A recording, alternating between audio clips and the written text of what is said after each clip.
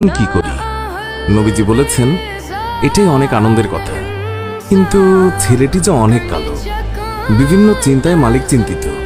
কালো সাহাবী বলল, নবীজি কি লিখেছেন? আমাকে বলেছে উত্তর নিয়ে যেতে। মালিক বললেন, নবীজি বলেছেন তোমার সাথে আমার মেয়েকে বিয়ে দেওয়ার জন্য।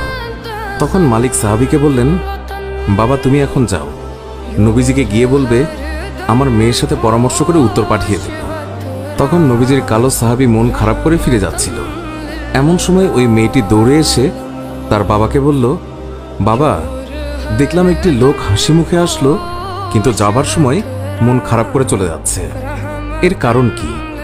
বাবা মেয়ের কাছে সব খুলে বলল। কথাটি শুনে মেয়েটি খুশিতে আত্মহারা হয়ে বলল, বাবা কি বলছেন? নবীজি পত্র লিখেছেন আমার বিয়ের জন্য, আর আপনি ফিরিয়ে দিলেন? বাবা ওই সাহাবী নবীজির কাছে পৌঁছানোর আগেই তাকে ফিরিয়ে আনুন, না হলে আল্লাহর কাছে আমরা অপরাধী হয়ে যাব।